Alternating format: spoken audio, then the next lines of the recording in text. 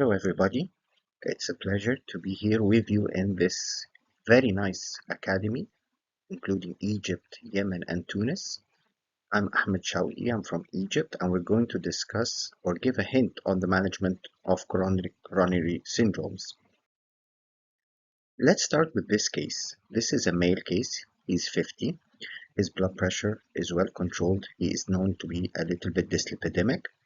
He is on bisoprolol 5 milligrams and coming with something that we see a lot in our clinics, chest pain. A lot of the chest pain can be due to many things, but here it is important to understand how to tackle the chest pain. How typical is a chest pain for coronary artery disease or atherosclerotic coronary artery disease?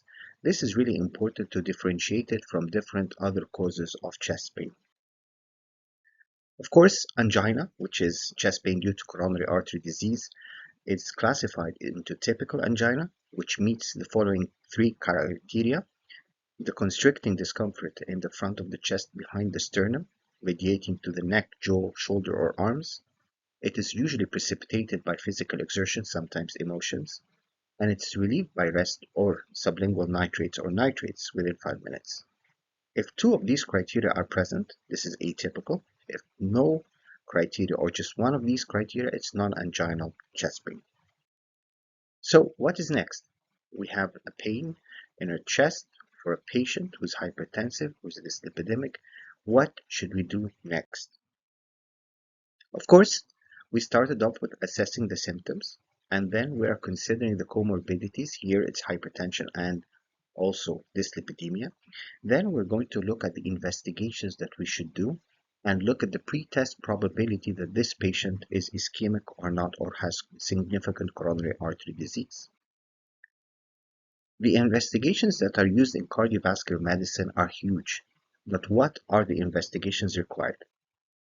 This is the second step, of course, or third step. We do an ECG, examine the patient. After examining the patient, we do lab tests, sometimes other tests like chest x-ray and echocardiography. As you can see, it's a class 1 to assess these patients. What are the lab tests or the blood tests included? Full blood picture, including hemoglobin, because we know anemia can be a cause of chest pain. Evaluating the kidney function through creatinine or even better, estimated glomerular filtration rate. A lipid profile, assessment of type 2 diabetes or type 1 diabetes by the hemoglobin A1C. And sometimes if we have a clinical suspicion, we can use thyroid profile. ECG is really important. Every single patient should have an ECG done. But I remind you, what is new in the guidelines is if the patient is somehow tachycardic during the ECG and there is ST segment depression in the resting ECG, this is not to be used as a marker of significant coronary artery. Echocardiogram is really important because through the echocardiogram we can assess for regional wall motion abnormalities, which could be the cause by coronary artery disease. We check the left ventricular ejection fraction, the diastolic function. We can also look at other causes of chest pain that may be not related to coronary artery disease. Carotid ultrasound can be done in certain cases, and CMR is done in those with a lower class of recommendation.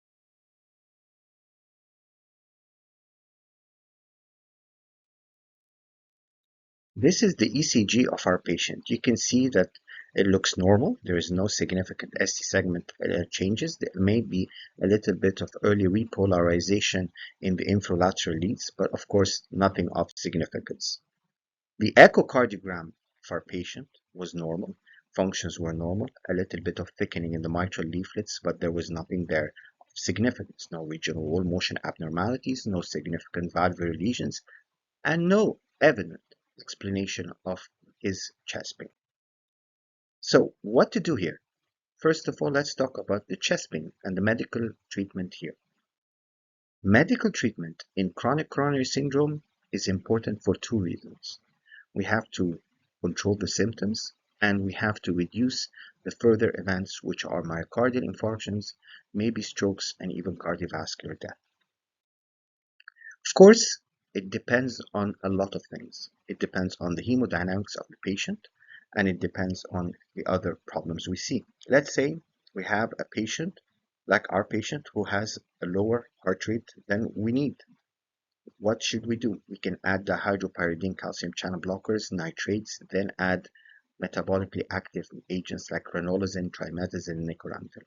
But if the patient has a high heart rate above 80, we're going to use the beta blockers, non-dihydropyridine calcium channel blockers. Also, in those with a low blood pressure, sometimes we cannot use the beta blockers or even low dose non-dihydropyridine calcium channel blockers. We can use something like ivabradine and the metabolic agents. Of course, when we talk about event reduction, it is mainly through aspirin, statins, and sometimes ACE inhibitors can be given in those indicated to reduce the incidence of an acute myocardial infarction, strokes, even heart failure. So, after giving the medical treatment for controlling symptoms, event reduction, we still did not reach the risk stratification of this patient. What is the further management? The further management really takes into consideration a lot of things. It looks at the history, the risk factors, typicality of chest pain, how significant it is. We can really do a lot of different investigations according to the patient's symptomatology, risk categorization, and significance of his or her chest pain. There are so many invasive and non-invasive tests. The non-invasive tests are very important to really stratify the significance here.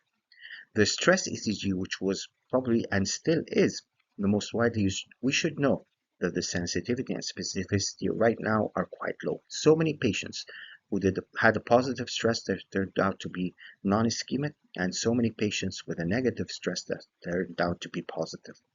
Of course, we can do stress technetium, we can do PET, we can do a stress CMR, we can do, it depends, and stress echo, it depends on the availability of these investigations in every institute.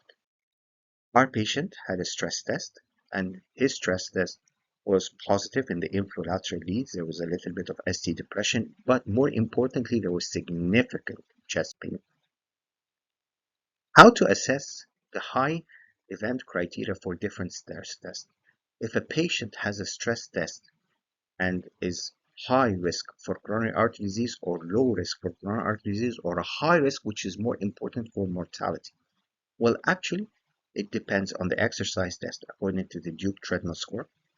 In the SPECT or PET, the area of ischemia more than 10% of the myocardium. In the stress echo, presence of stress-induced hypokinesia or akinesia in 3 or more segments. In the CMR is 2 or more segments. Of course, if you do a coronary CTA and 3 or vessel disease or proximal stenosis or left main stenosis is significant. And of course, functionally, within the coronary angiography, it is the FFR and instantaneous wave IFR. So this leads us to when to revascularize. Which patients will benefit from revascularization in the setting of a chronic coronary syndrome?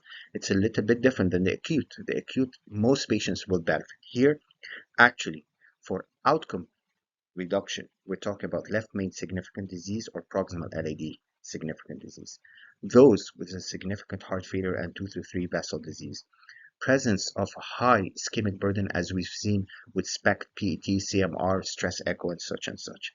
And those who are taking the full revascularization therapy and symptom control therapy and are not really getting their symptoms relieved, these are the ones that really benefit from revascularization in the setting of chronic coronary disease. I'm looking forward to the discussions, looking forward to meeting, and wish you all the luck. Thank you.